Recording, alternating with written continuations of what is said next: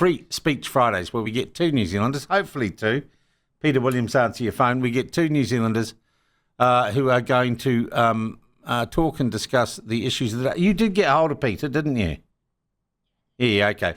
The issues of the week. People who aren't afraid to speak their minds. This is brought to you with the support of the Free Speech Union, FSU. .nz. The Free Speech Union are the champions of free speech in New Zealand. And do join the Free Speech Union and, as a Kiwi, stand up for your right to say what you think in our society.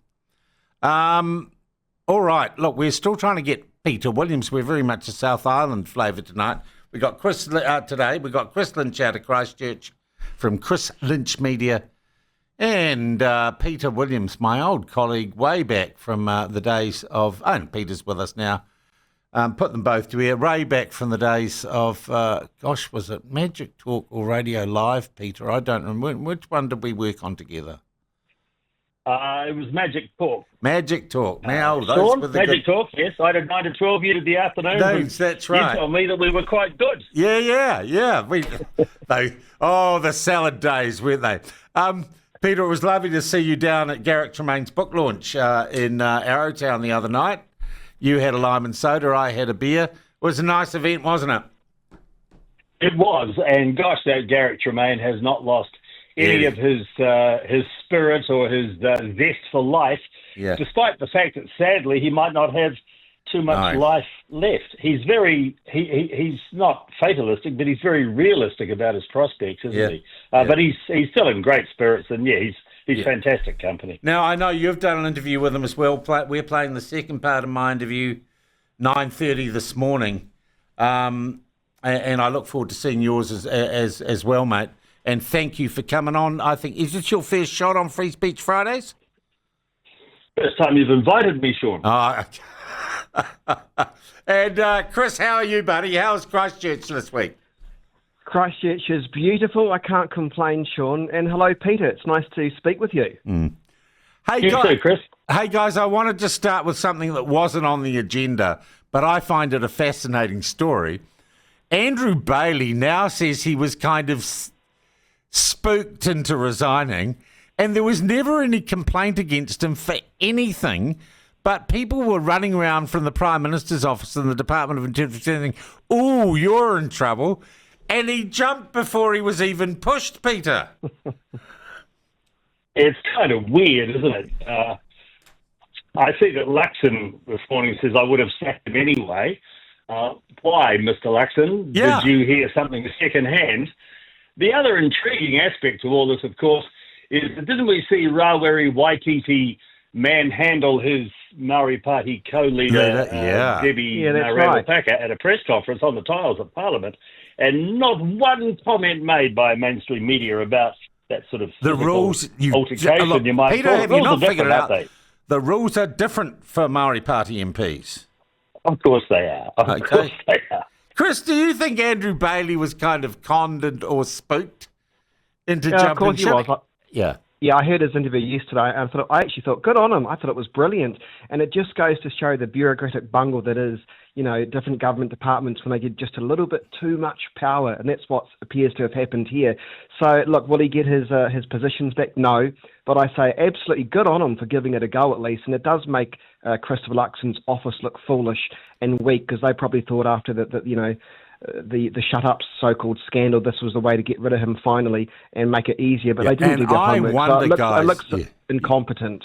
Do you think, Chris, this is because we had politically motivated people in the Department of Internal Affairs and they'd decided that Andrew Bailey wasn't woke enough? Well, I don't know. I don't know what they're like inside Internal Affairs. Well, they're public servants, Chris. Oh, well, in that case, yeah, no, probably. Who knows? I would say so, but it seems like they got a bit of overreach. In fact, maybe there needs to be an investigation into them as to why they didn't give out the full story in the first place, because that goes to the heart of democracy, doesn't it? Trying to get rid of somebody without the full facts, or without letting the person who's been democratically elected with the full facts in front of them. So there's definitely things to answer to, but of course that won't probably get too much media coverage because it's a Conservative MP. Yeah. Now, do either of you, and I've just had Nick Clark from the New Zealand Initiative on for about half an hour, talking about this big report they've done on the electoral system. And he actually made quite good sense when he explained why we need just 20 more MPs so that we don't get overhangs and have to make up the number of parliaments. He said, I think it was, 20 more, 22 more, about 140 MPs, 50-50 split list electorate. You never get an overhang and it's a much better system. That's not such a bad deal, is it, guys? Well, when MMP first started back in the mid-90s, it was a 50-50 split, wasn't it? We had 60 of each. There were 60 electorates. Yeah. The problem is the population has grown and somehow the number of electorates has increased because it was said by somebody somewhere that each electorate has got to have a certain population base. What is it, about 60,000 or thereabouts? So, I heard Nick, and I thought to myself, that is logical. But then, on the other hand, I'm thinking, God, this country is the most over-governed at all levels in the Western world, is it not? Yes, we might only have 122 or 123 MPs, but then we've got 76 councils. Below the councils, we've got community boards. I mean, for heaven's sake, where I live in Central Otago, Sean, our population's 26,000. We have 28 elected representatives with the council and the even worse, boards. Peter, you are ruled over by Michael Laws. I mean, I don't know what it's like to live under that dark regime, It's fantastic. I've just written a wee Substack about that, the fact that Michael and his cronies are now dominating the Otago Regional Council, and frankly, it's about time. I heard Laws say yesterday, I'm going to be reducing rates in the Otago Regional Council area. He's all talk. I await that day with Yeah. anticipation. Chris, do you think we need more MPs? And look, the other good thing, Chris, that Nick Clark said, he compared us with similar countries of similar population. We have way fewer representatives than they do. Well, can I just say, I actually subscribe to Peter Williams' Substack, and I was reading his wonderful piece about rate caps, so I would encourage anybody to read it. It's fantastic. Listen, I read this New Zealand Initiative report, and I agree with everything apart from increasing MPs. If anything, I think we need to get rid of most of them. But I agree with the report's sentiment that New Zealand's 3-year political cycle is broken. And it rightly points out that government spends more time campaigning than governing. I mean, I couldn't believe it now. I'm seeing billboards along Brom Street here in Christchurch promoting the National Party, saying, look at us, we're doing such a great job at renewing the roads. And I sort of thought to myself, really? You're campaigning already? And we are in campaign mode, whether we like it or not. And with, I know we're going to talk about this later, but Labour's capital gains tax, now you've got the National Party trying to talk about whether or not we need to allow longer time lags for warrant fitnesses. It all seems very cheap. It all seems very contrite and disingenuous, and it all feels like we're already in campaign mode. So I think there is a strong argument for perhaps a 4-year term, but if anything, I think cut the number of MPs we have in Parliament now, because if you think about it, one MP might pop up from time to time, some less MP, and I think to myself, who the hell are they? What have they done to contribute to New Zealand's democratic society? So I don't agree with increasing. We have far too many elected representatives as it is at the moment. You look at here in Christchurch, we've got councillors, we've got environment, Canterbury councillors. Yeah. I was just doing some, I didn't even realise there's a Southland mayor and an Invercargill mayor as well. I mean, we're not talking New York States here. We're talking a small. I mean, I couldn't believe that. I thought, really? There are a lot of bloody ribbons to be cut, Chris. You don't understand the pressures of these jobs, mate.